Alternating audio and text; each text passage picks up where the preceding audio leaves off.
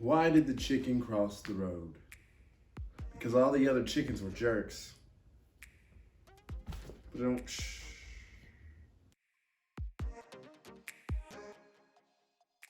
So have you ever been intimidated on cooking a whole chicken?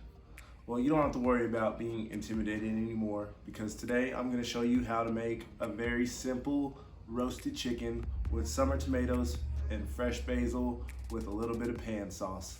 Let's go. So I'm starting with the whole chicken. I'm checking to see if it had any innards or anything. First, we're gonna start off by removing the wishbone. It's located pretty much on the breast, and I'm just gonna start by taking an incision with my knife and run along the inside.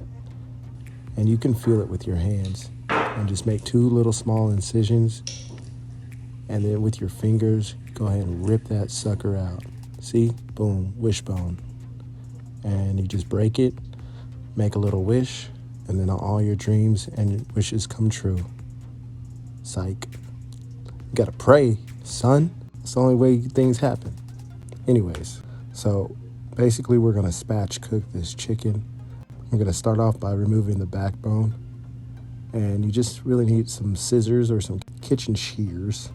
But basically you just cut down the back fine, and it's really easy. It may look intimidating, but I promise you it's really easy. So there we have it. We removed our backbone from our chicken.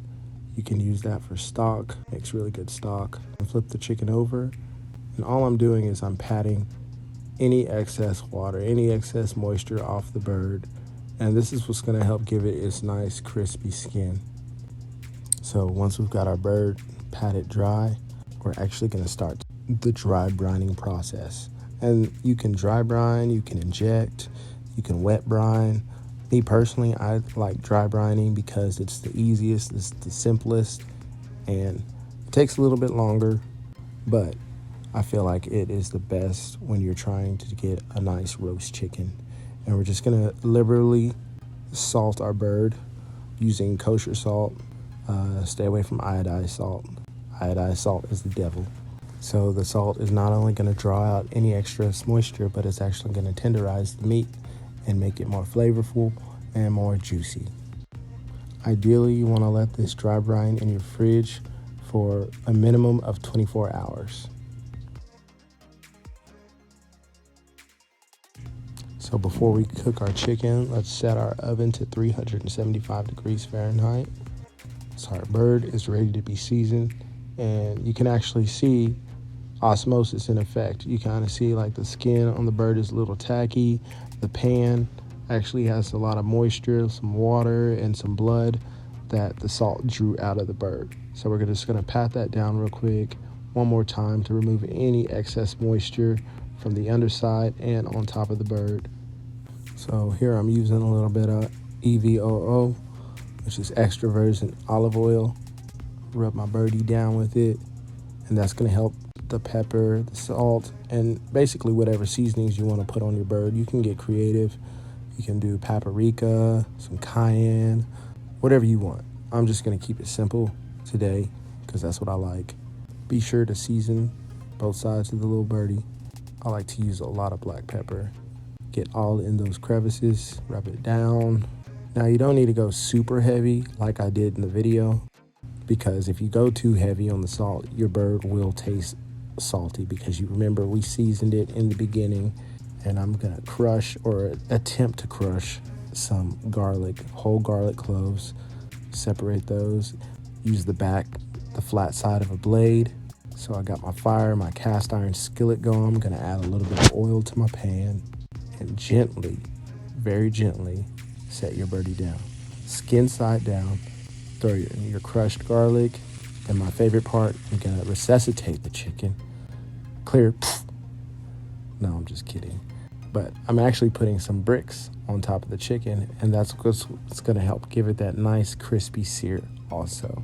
So we're gonna put this in the oven at 375, and we're gonna roast it for about 20 minutes. And after 20 minutes, we're gonna take off the bricks and flip the birdie over. Look at that skin. So we're already starting to get some nice caramelization, a nice sear on the bird. We're gonna set our timer for another 20 25 minutes, and we're gonna let that roast. So after 25 minutes, this is when we want to start checking our temperature. Make sure we hit an internal temperature of 165.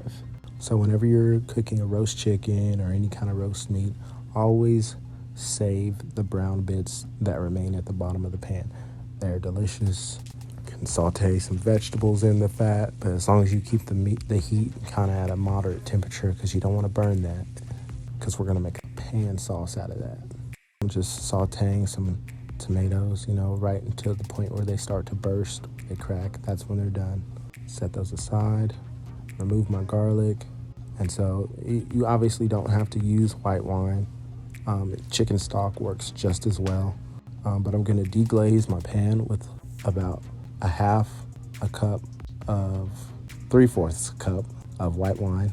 And I'm gonna reduce that by 3/4. So I'll have about 1/4 of it left in the pan.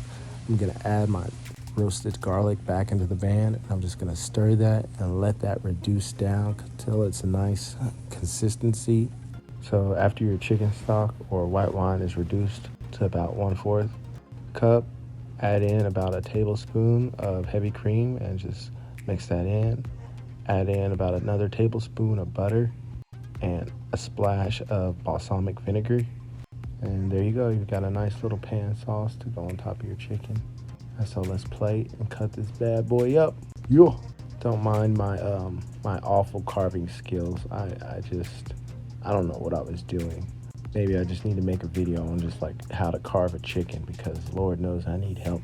I just straight up butchered this birdie. I'm out of practice. I've been baking too long. So, oh well, you get the idea. Plate it up with those cherry tomatoes that we sauteed earlier. Some of that pan sauce, smash that garlic up, and just drizzle it on top. There you have it, my friends.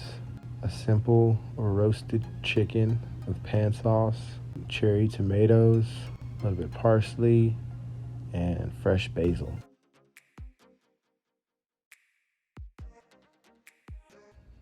See, that wasn't that hard, was it? You're a better cook than you give yourself credit for. I thank you for watching this video. Please don't forget to hit the subscribe, like, and share button.